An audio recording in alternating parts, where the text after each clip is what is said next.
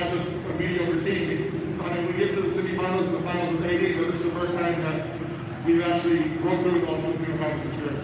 Lastly, anybody you want to thank or greet? Just want to thank my wife, my family at home.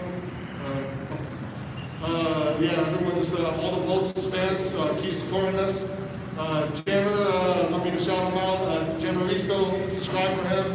And happy birthday, Coach Bench, and all the utility. Those guys do a lot to keep us going. I was hurt, and I didn't know if I was going to play today. These guys got me to play, so thank you for all your hard work. Well, great job and congratulations to you and the whole Meralco team. Now let's send it over to the press room to hear more from Coach Norman Black. Good evening, everyone. Welcome to the post-game press conference. We are with the winning head coach of the Meralco Bolts and now heading into the semifinals of the 2020 Philippine Cup, Coach Norman Black. Coach Norman, you did something that no team has done in the past 5 years. You knocked out the San Miguel beer mill. How does it feel, and what does this say about the Meralco franchise? Well, it's been a journey, just like Cliff just said. It's been a real journey through this conference. Starting back with the pandemic, not being able to practice and being called to practice for a very short period of time, and then actually having to play, not really knowing what's going to happen because I really didn't know what type of shape my players were in. We got off to a slow start this conference, but we were able to pick it up as we got in better shape, and I'm just happy for my players, I'm happy for the management, I'm happy for the company that we finally got to the semifinals here at the PBA in the All-Filipino Cup. Tonight was really a focus on defense. We knew what we wanted to do defensively. We knew that they were a team that posted up the majority of the time, so we tried to devise schemes to try to slow down their post-up, both tattoo and also their guards. It worked very, very well because the players really executed the game plan. So all hats off to them, all the credit goes to the players. I'm so happy for them, they worked so hard. Now we have to regroup them because the job is not finished. It's only the semifinals. Now we have to put our sights on the finals. Coach, in terms of just having head-to-head matchups, I believe it will be Meralco and Ginebra having the most number of games in the past maybe 4 years in the PBA. What will the familiarity be like? Because you know them, they know you. How does this elevate the matchup here in the semifinals even more? Well, they've been getting the better end of the matchup, by the way. But hopefully we can change that this conference. The one thing we've never really had against them is we've never really had much size. And Raymond gives us a little bit of size because one of the biggest problems we always have with Ginebra is before Slaughter and of course Captain Aguilar. Captain's been playing great basketball, so luckily we have a guy that can match up with him most of the time, which will probably give us a better chance of winning games.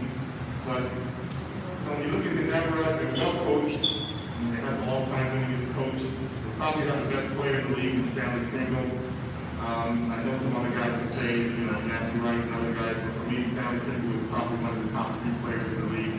But then you have the problem of Scotty Thompson, who brings you versatility, and then the man in the middle, C. Captain Aguilar. Not to mention that they're the best when it comes to moving the basketball and playing as a team. So it's going to be a big challenge for us. We're going to have to regroup after this because the guys are really, really happy for making it to the semis, but the battle is only half won. Coach, now welcoming our Zoom callers, starting out with Mr. Ruben Terrado. Coach, congratulations on the big win. Coach,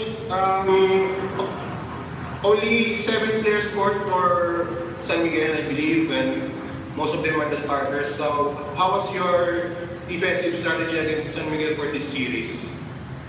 Well, going into this game, the first thing was to try to find out how much Alistair Bugnock could do.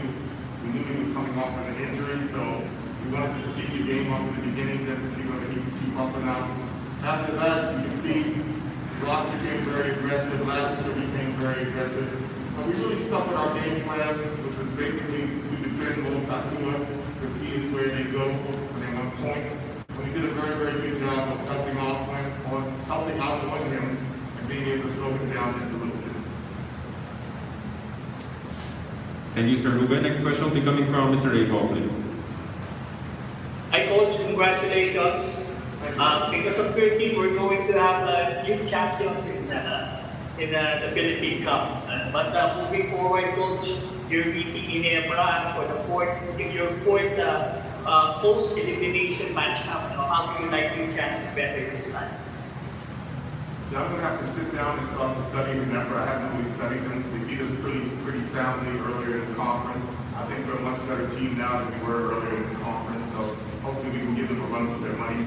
The idea is to set the goal to make it to the championship, and of course for us to be able to do that, we have to go through the number to get it done. So we know they're going to be the favorites. I mean, they have a very, very good team, a lot of quality players on their team, but we'll be out there fighting. Thank you, Coach. Thank you, sir. The next question will be coming from Mr. Jonas Terra. Coach, good evening and congratulations. Good evening. Coach, in this game, almost every player you inserted contributed in this win. How key for that to continue? Let's never also as everyone can also contribute. Well, that's been one of the keys to our success in this conference. I think Cliff mentioned it earlier. We don't really have a 20-point score like most teams have. Our leading scorer is Chris Newsom. He's probably averaging about 14 points a game. We have a lot of balanced scoring as far as guys coming off the bench and contributing, as well as some of the starters. So we just have to continue to do that. We play as a team on defense, so we also play as a team on offense. And we're one of the better teams in the league at distributing the basketball and coming up with assists during the course of the game. So we'll just continue to play the way we've been playing, which is move the basketball, get everybody involved as much as possible, and get contributions from everyone. Coach, a follow-up question. Yes. What's your thoughts about ending the San Miguel dynasty in the Philippine Cup and doing it in a dominating fashion? Well, to be quite honest with you, I'm so focused on Meralco, the company, and trying to reward them for all their patience and sticking with us and supporting us. I'm not really thinking about San Miguel that much. I think all of you guys know that I probably had the best part of my career at San Miguel as a player and as a coach. But at the same time, I've been doing a long time ago. So obviously, beating them is great. It feels great. Not because they're San Miguel, but because we have a chance to move on to the semifinals. Breaking their 5-year championship streak, well, that says they're also great because they've won 5 straight championships. So we're just happy to be here and just happy to be the San Miguel team that we had to go through. What you mentioned about patience, how huge is that for you as a coach, with the management being patient all these years? Well, I think that the management has done a really good job this past year of increasing the talent level. Like I said, the entry of Raymond Amazon makes a big difference because we always lack the big and the paint.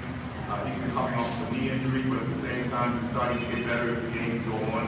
I think Malik gives us a score.